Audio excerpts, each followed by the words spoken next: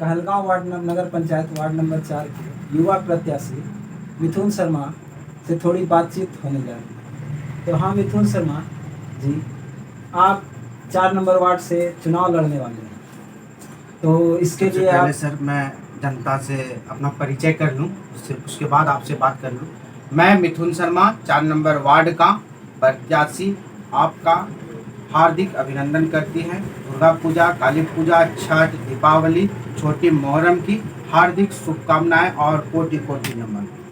कहिए सर। ठीक है, आप पहले शुभकामनाएं दी। जी अगर आप 4 नंबर वार्ड से चुनाव लड़ रहे हैं तो जी, इसके जी। लिए कुछ उद्देश्य आपका जरूर होगा। हाँ, उद्देश्य है। बिना उद्देश्य का कोई कार्य नहीं होता है जी, तो जी। इसलिए कुछ तो उद्देश्य होगा जिसके वजह से आप चुनाव लड़ रहे हैं। मेरा बस एक ही उद्देश्य है, विकास। विकास का जो मुद्दा होता है ना, वो किसी उद्देश्य और किसी लक्ष्य का मोहताज नहीं होता। विकास होना चाहिए, बस सभी खुश रहे, सर्वे भवन्तु सुखी में। विकास का जो मुद्दा है बहुत, यही अहम मुद्दा है। बोलिए। तो क्या अभी तक इतना साल से बहुत सारे लोग चुनाव लड़े हैं, जीते हैं, क्या उसके लिए वो विकास नहीं है जो इतना नहीं, दिन से किया गया? मैं ये नहीं बोल रहा हूँ कि विकास नहीं हुआ। विकास हुआ, लेकिन जिस स्तर से विकास होना चाहिए उस स्तर से, उस तेजी से विकास नहीं हुआ। धीमी चाल चलते चलिए, तो उस तेजी से विकास नहीं हुआ। तो आपका कहना है कि जो गति से होना चाहिए था विकास हाँ, वो नहीं हुआ। उस गति से विकास नहीं हुआ। विकास हुआ, मैं ये नहीं बोलता हूँ। कोई भी पद पे आता है तो वो भी विकास, सारा विकास, मतलब वो तेजी गति, वो गति नहीं है उनमें, विकास की गति नहीं है। विकास का गति बढ़ना चाहिए, क्योंकि जिस रफ्तार से टाइम आगे बढ़ता जा रहा है उस रफ्तार से विकास का भी गति बढ़ना चाहिए। तो ठीक है, ये तो आप सार्वजनिक लोगों के साथ लेकर के कहीं किए हैं।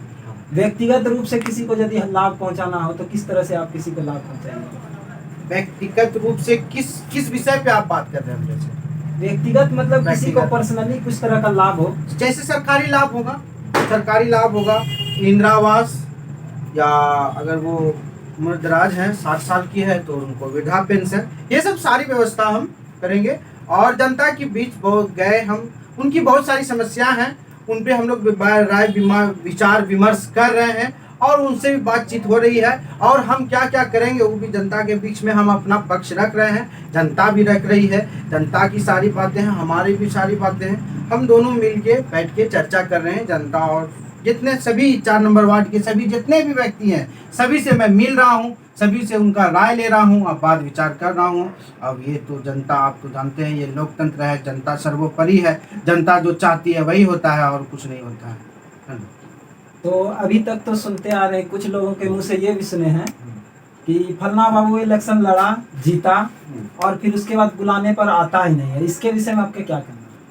आप क्या करेंगे? आप भी इसी तरह करेंगे, फलना बाबू बनेंगे? जैसे कि एक एम्बुलेंस में 24 घंटा सर्विस रहता है, उसी तरह मैं भी, है ना, 24 घंटा सर्विस दूंगा, जिस समय बुलाएगा उस समय जाऊंगा।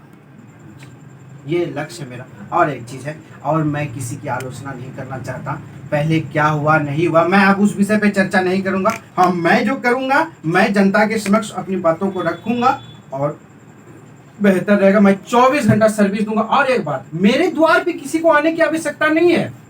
पहली बात, ये लोकतंत्र है, राजतंत्र नहीं है कि हम किसी के द्वार पे जाके उनसे कुछ मदद लेंगे। ये लोकतंत्र है, जनता हमको चुनी है, हम जनता एक कॉल पे हम उसके घर पे जाएंगे और उसकी समस्या को सुनेंगे और पूरा करेंगे। अगर हमारे अंदर जितना भी क्षमता होगा हम उसको लगा के पूरा उनको करेंगे, सहयोग करेंगे, जो भी होगा, जहां तक होगा मदद करने का कोशिश करेंगे हम।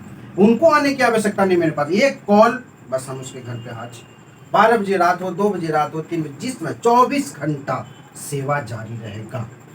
ठीक है, कोई भी चुनाव में हर व्यक्ति तो किसी एक का पक्षधर नहीं रहता है। कुछ वैसे भी लोग हैं जो आपको सपोर्ट करते हैं, कुछ वैसे भी होंगे जो आपको सपोर्ट नहीं करते हैं, शायद वोट ना भी दे। इस स्थिति में आप निकल भी जाएं, 40% कुछ ऐसा होगा जो कि वो आपको वोट नहीं देगा। इस परिस्थिति में आप जीत गए चुनाव जीतने के बाद होता क्या है, उसको हीन भावना से देखने लगते हैं, क्योंकि वो जो है हमको वोट दिया ही नहीं तो हम उसका काम क्यों करेंगे। तो इसके विषय में आपका क्या कहना है? देखिए, जो वोट नहीं दिया, जो दिया, देने और ना देने का तो कोई सवाल ही नहीं होता। देने और ना देने का कोई सवाल नहीं होता। जनता के ऊपर कोई दबाव नहीं है। जनता जिसको मत चाहे उसको कर सकती है। चाहे अगर हम जीतते हैं तो सभी का काम होगा, एक के लिए हम नहीं बनेंगे। वार्ड पार्षद अगर हम जीतते हैं बनते हैं एक के लिए नहीं है, 2275 वोटर है, हम सभी के लिए वार्ड पार्षद और सभी का कार्य करेंगे। एक का नहीं, जो हमको वोट दिया उसका अलग से, जो नहीं दिया उसका अलग से, ऐसा नहीं होता है। सभी का काम सामान्य रूप से होगा, सामान्य रूप से सभी का होगा, ना छोटा ना बड़ा, ना ऊंच ना नीच, ना अमीर ना गरीब, सबका सामान्य रूप से काम होगा। हमने पहले भी कहा था मेरा एक ही लाइन है, अब होगा विकास। बस विकास का मतलब है ना छोटा ना बड़ा, ना ऊंच ना नीच, ना जाति ना धर्म। एक मुद्दा जहाँ तक मुझे भी याद आ रहा है, आपके वार्ड में बहुत सारे ऐसे गरीब हैं जिनको शादी वगैरह सब में, कोई भी फंक्शन में बहुत सारा परेशानी उठाना पड़ता है। उनको 2 आदमी रहने लायक जगह नहीं रहता है, फिर भी उसको शादी ब्याह करना होता है। तो पहले क्या होता था कि स्कूल में मतलब जो है बारात वगैरह सब ठहरा देते थे, और ऐसा स्थिति था कि मतलब अब जो है सरकार द्वारा उसको प्रतिबंधित कर दिया गया है कि स्कूल में आप बारात नहीं ठहरा सकते हैं। वो पहले की बात थी, बहुत साल पहले की। तो अभी वर्तमान में एक सुनने में आ रहा है कि एक विवाह भवन सामुदायिक भवन है, तो क्या उसमें बारात रुकता है, क्या क्या सुविधाएं हैं उसके नज़र, उसके विषय में आपको क्या कहना है? इस विषय में मैं आना चाहता था लेकिन कभी आ नहीं पाया, और आज आपके माध्यम से ये बात मैं अपने 4 नंबर वार्ड के सभी वासियों को बताना चाहूँगा कि जो मेरे वार्ड में 4 नंबर वार्ड में जो धर्मशाला है, मैं उसको ऐसा बनाऊंगा कि अमीर से अमीर व्यक्ति हमारे 4 नंबर वार्ड के वो होटल नहीं जाएंगे करने के लिए, वो धर्मशाला से करेंगे सर। मैं उसको 5 स्टार होटल जैसा बनाऊंगा और आलिशान और फ्री ऑफ कॉस्ट। जितने भी गरीब हैं मेरे वार्ड में सभी वो उसमें जाएंगे, एकदम फिक्स वो हूँ उसी में। तो इसके लिए आप फंड कहाँ से लाएंगे? सरकार देगी, सरकार देगी, पास करवाएंगे, काहे न देगी, पास करवाएंगे गरीब के लिए। हाँ, तब किसके लिए करवाएंगे? मान के चलिए धर्मशाला बना हुआ है, उसको अधूरा कार्य कर दिए हैं, ना पानी दिए हैं ना बिजली दिए हैं, तो धर्मशाला किस बात का? खाली सरकार के नाम पे धर्मशाला है, बस यही इतने सा। और जहाँ तक मुझे पता है कि 4 नंबर वार्ड में कुछ इतने गरीब भी हैं जिसके यहाँ शौचालय नहीं, और सरकार का जो है मुद्दा है स्वच्छ भारत अभियान। सरकार जो है मोदी, चाहे कोई भी केंद्र सरकार हो राज्य सरकार हो, सभी चाहता है कि शौचालय सबको मिले, शौचालय पानी और घर तीनों चीज़ मिले।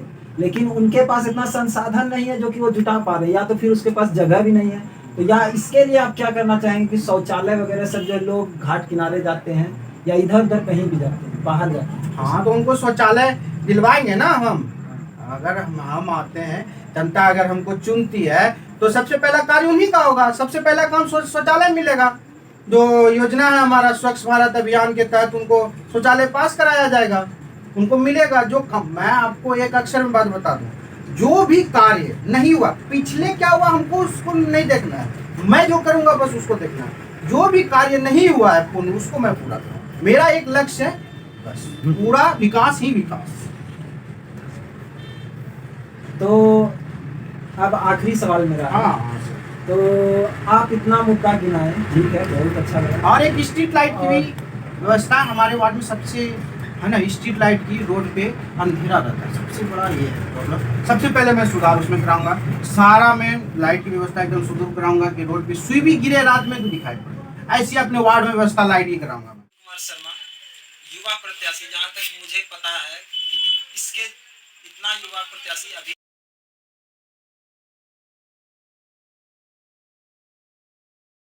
तक तो नहीं हुआ है कहलगांव नगर पंचायत इतिहास के में। तो इन्होंने अपना मुद्दा हमारे बीच रखा, अब जनता को तय करना है कि आगे क्या करना है। मैं बलराम कुमार, कैमरामैन सौरभ कुमार चौधरी के साथ, धन्यवाद।